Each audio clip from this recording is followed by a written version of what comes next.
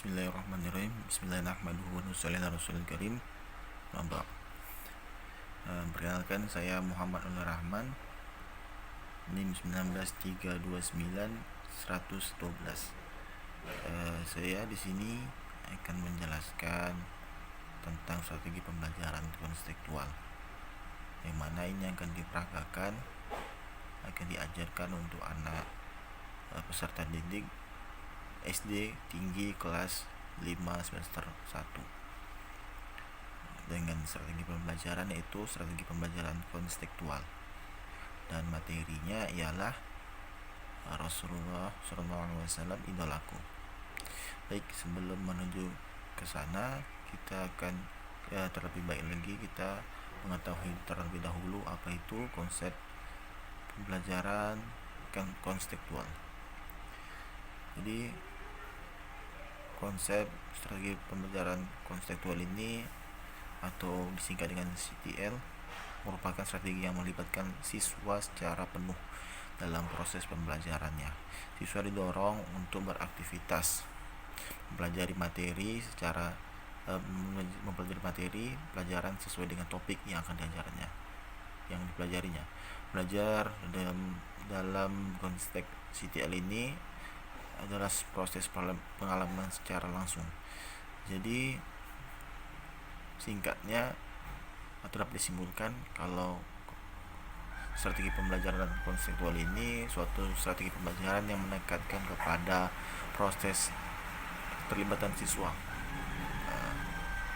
Jadi ini materi yang menghubungkannya dengan situasi kehidupan yang nyata, sehingga mendorong siswa untuk dapat menerapkannya dalam kehidupan sehari-hari. Nah, berhubung materi kita adalah Rasulullah SAW adalah idolaku, maka langkah-langkahnya bagaimana kita mengenali Rasulullah SAW sebagai diambil dari kalimat thayyibah, yaitu la ilaha illallah Muhammadur Rasulullah.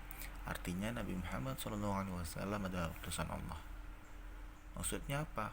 Kita ini meyakini bahwa satu-satunya jalan untuk mendapatkan kebahagiaan, kesuksesan dunia akhirat ini hanya dengan cara Rasulullah SAW. Bagaimana cara-caranya? Dengan contoh kecilnya seperti makan menggunakan tangan kanan. Sebelum makan kita mencuci tangan, ada doa cuci tangannya lagi, Bismillahirrahmanirrahim. Lalu menggunakan tangan kanan. Bagaimana duduknya ketika makan? Dengan menempelkan paha di perut, sehingga terbagi perut itu, lambung itu terbagi menjadi 3. Jadi kita mengajarkan pada peserta didik langsung mempraktekkannya dengan terlebih dahulu mencuci tangan, lalu cara duduk Nabi ketika makan. Sebelum makan kita baca doa dulu. Doanya apa? Bismillahirrahmanirrahim. Bismillahirrahmanirrahim. Wa qina azabannar. Atau lebih singkatnya juga, Bismillahi ala barakatillah. Lalu sudah makan, sedang bermakan tadi, kita tidak boleh mencuci makanan, menghargai makanan, sebagaimana Rasulullah SAW tidak pernah menghina makanan. Lalu apalagi contoh-contoh lainnya, ketika masuk WC kita masuk dan menggunakan kaki kiri dengan baca doa. Itu kan pelajaran sehari-hari. Jadi apa yang Rasulullah buat itu yang kita lakukan gitu. Bagaimana sebagai Rasul ini sebagai idola kita, jadi kita mengikutinya. Seperti pemain bola, zaman sekarang orang menyukai pemain bola. Bagaimana sampai ketika dia menyukai pemain bola itu, dia beli baju belakangnya, punggung berapa, sepatunya, celananya. Seperti itu juga kita mencintai Rasulullah SAW, mengidolakan Rasulullah SAW dengan mengikuti sunnah-sunnahnya. Apanya sunnah-sunnahnya? Termasuk tadi langkah-langkahnya, dengan makan tadi, adab-adab makan tadi, menggunakan sorban, jenggot, atau yang lainnya, masih banyak yang lainnya. Yang itu yang adab-adab sehari-hari, itu yang paling penting dalam praktekannya. karena di balik sunnah ada kejayaan. Dan sebuah hadis, man ahya sunnati faqad ahabani wa man ahabani kana ma'iya fil jannah. Barang siapa yang menghidupkan sunnahku, barang siapa yang mencintaiku sungguh cinta kepada barang siapa yang menghidupkan sunnahku, barang siapa yang menghidupkan sunnahku maka cinta kepadaku, dan barang siapa yang cinta kepadaku akan di surga bersamaku, insyaallah. Jadi di setiap ada sunnah itu ada kebaikan, sehingga kita mengajarkan kepada anak-anak didik kita untuk menghidupkan sunnah dari memulai hal kecil. Kenapa mulai hal kecil? Karena hal kecil ini yang dilakukan sehari-hari.